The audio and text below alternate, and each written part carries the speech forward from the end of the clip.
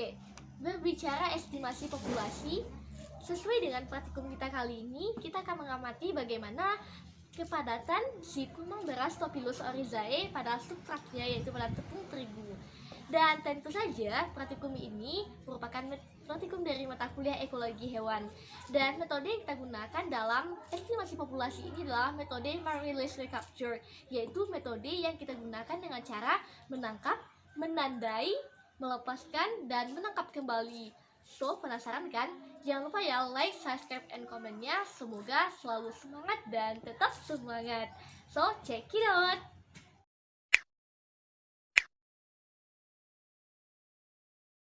Halo guys, perkenalkan aku Aulia, mahasiswi biologi semester 4 Institut Agama Islam Negeri Batu Sangkar. Dan di video kali ini aku akan melaksanakan praktikum dari mata kuliah ekologi hewan, yaitu tentang metode estimasi populasi. Dan tadi tujuannya udah dijelaskan kan di awal. Nah, sebelum kita masuk ke praktikum, ada kalanya kita harus mengetahui konsep dari estimasi populasi ini. Bicara estimasi populasi inilah teknik menduga suatu spesies pada populasi sampel tertentu. So, intinya teknik dugaan inilah yang disebut dengan teknik populasi. Tentu kita membutuhkan metode, cara untuk mengukur kerapatannya. Nah, biasanya untuk estimasi populasi ini banyak sekali metode-metode yang digunakan. Ada metode sensus, yaitu menghitung secara keseluruhan. Lalu juga ada metode sampling menggunakan sampel. Dan yang ketiga itu ada metode capture-recapture. Dan yang keempat yaitu ada penisbahan nisbi. Dan di video kali ini sebenarnya kita menggunakan metode sensus. Tapi karena waktu, kondisi, dan mengharuskan kita di rumah dan tidak ke alam, maka statistika dalam ilmu ekologi dapat kita gunakan dalam metode ini adalah metode Mark Release Capture Recapture atau istilahnya itu MCRR. So, apa sih itu metode Capture Recapture ini?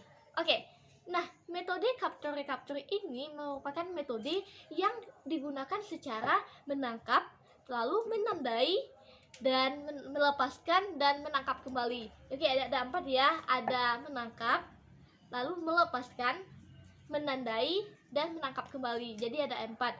Nah, perlu diingatkan bahwa asumsi-asumsi dalam metode capture-recapture ini adalah yang pertama, penandaan pada hewan ini tidak mempengaruhi perilaku dan nasib hewan tersebut. Yang kedua, penandaan pada hewan tidak mempengaruhi hewan yang bertanda dengan hewan yang tidak bertanda. Yang ketiga, penandaan ini akan menemukan probabilitas untuk penangkapan yang sama. Dan tentu saja untuk penandaan ini tidak mempengaruhi hewan-hewan yang lainnya. So, itu dia metode capture-recapture. Dan tentu saja objeknya adalah kumbang beras. Utama dari praktikum kali ini adalah yaitu ada kumbang beras, itu Staphylococcus aureus. Secara morfologi dapat kita lihat bahwa si kumbang beras ini memiliki 3 bagian tubuh utama, yaitu ada bagian kepala, terus ada bagian perut dan bagian dada, karena dia termasuk ke kelompok insekta kan. Jadi rata-rata kalau insekta dia terbagi atas 3 kelompok tubuhnya. Dan tentu saja kita akan memberikan perlakuan, yaitu perlakuan ganjil, yaitu plot ganjil, dan perlakuan plot genap. So, kita akan masuk ke praktikum kita. Jangan lupa ya, pahami. Nanti kalau ada yang ragu, silahkan tanyakan di kolom komentar. Dan kita masuk ke pengamatannya. Nah, ini dia alat-alat dan bahan yang kita butuhkan untuk praktikum metode estimasi populasi ini. Nah, di mana untuk alatnya itu ada baki, kita menggunakan ukuran yang sederhana saja. Lalu juga ada cat penanda, kita bisa menggunakan tip X nantik. Lalu juga ada botol selai, dimanfaatkan sebagai wadah yang kecil. Lalu juga ada tulis tentunya. Dan tentunya untuk bahan kita yaitu ada tepung terigu sebanyak 500 gram yang nanti akan kita bagi 2 untuk pengamatannya. Dan tentu saja bahan utama adalah 48 ekor kumbang beras Staphylococcus aureus. Masya Allah banyak banget ya, Staphylococcus aureus ya, benar. Tuh, kelihatan kan? Nah, ini dia. So, kita lanjut ke dalam pengamatan ini kita gunakan 48 ekor kumbang beras tepung terigu yang kita masukkan sebanyak 500 gram ke atas baki yang berukuran sedang yang tentunya kita telah sediakan dari awal. Tentu saja kumbang-kumbang beras ini akan kita masukkan ke dalam baki yang berisi tepung terigu. Lalu kita aduk, kita ratakan, dan tentu saja si populasi dan spesies dari si kumbang beras Staphylococcus aureus ini tersebar secara merata. Setelah itu kita biarkan terlebih dahulu selama 1 jam sebelum kita masuk ke pengamatan pertama.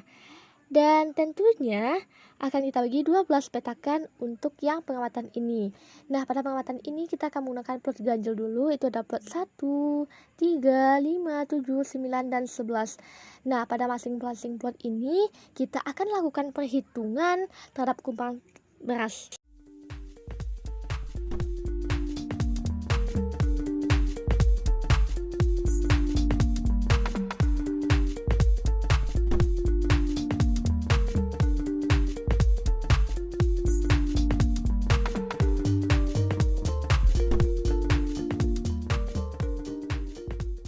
Nah, setelah 1 jam kita pengamatan tadi, yang kita amati pada plot ganjil adalah plot 1, 3, 5, 7, dan 9, kita masukkan ke dalam botol selai tentunya. Nah, pada plot 1 kita temukan 7 ekor. Nah, kita beri tanda bahwa ini merupakan salah satu kumbang yang berdomisili di plot 1 atau plot ganjil. Lalu selanjutnya kita masukkan ke dalam botol selai. Lalu untuk yang ketiga, kita temukan 2 ekor. Nah, kita beri juga tanda. Lalu untuk plot kelima tidak temukan satupun kumbang berasnya. Untuk plot ke-7 kita temukan yaitu sebanyak 2 ekor. Seperti biasa kita berikan tanda bahwa ini merupakan salah satu dia sudah menempati pada plot ganjil. Lalu ada plot ke-9 kita temukan 3 ekor, dan tentu saja pada plot ke-11 kita temukan 3 ekor juga kita beri tanda sama seperti plot-plot lainnya untuk yang diganjil. Nah, total keseluruhan itu ada sekitaran 17 ekor terhadap kumbang berasnya. Nah, setelah dihitung dan diamati juga, tentu saja kumbang beras tersebut kita beri tanda menggunakan cat penanda yang telah kita masukkan dalam botol selai. Lalu kita catat dan kita masukkan dalam tabel pengamatan. Setelah ditunggu 1 jam kemudian dilanjutkan dengan pengamatan yang kedua, di mana pengamatan ini perhitungannya dilakukan pada plot yang bernomor genap, yaitu plot nomor 2, 4, nomor 6, 8, 10, dan terakhir itu ada nomor 12. Dan tentu saja kita ratakan juga terlebih dahulu sama halnya dengan yang ganjil tadi. Dan tentu saja untuk yang pengamatan kedua ini, keseluruhan jumlah kumbang beras yang kita temukan dibedakan lagi atau dipisahkan kumbang yang tidak bertanda dan catat hasilnya ke dalam tabel pengamatan. Nah, bagaimana? Itu dia pengamatan kita. Nah, pada plot ganjil, plot 1, 3, 5, 7, dan 9, serta 11 dapat kita temukan bahwa pada plot 1 terdapat 7 ekor kumbang, plot 3 ada 2 ekor, plot 5 tidak satu pun, plot 7 ada 2 ekor, plot 9 ada 3 ekor, dan plot 11 ada 3 ekor. Sehingga total keseluruhan pada plot ganjil ini adalah 17 ekor. Nah, untuk perlakuan pada plot 2, plot genap, kan tadi yang telah kita tandai pada plot ganjil diberi dengan cat penanda. Kita lihat bahwa pada plot genap ini yang bertanda pada plot 2, yang bertanda tidak ada, yang tidak bertanda ada 1. Pada plot keempat ada 2 yang bertanda dan 4 yang tidak bertanda. Lalu yang plot ke-6 ada 1 yang bertanda, plot ke-8 ada 2 yang tidak bertanda, plot ke-10 ada 1 masing-masing bagiannya, dan plot 12 yaitu ada 3 yang bertanda dan 9 yang tidak bertanda, sehingga total keseluruhannya 7 yang bertanda dan 17 yang tidak bertanda. So, itu dia hasil pengamatan pada praktikum estimasi populasi kali ini. Nah, itu dia pengamatan kita, metode estimasi populasi mata kuliah ekologi hewan. Gimana, seru kan ya walaupun di rumah aja. Dan dapat kita simpulkan bahwa dalam pengamatan ini, walaupun karena keterbatasan kondisi waktu dan tempat, metode ini sangat cocok, yaitu metode capture recapture untuk pengamatan ini.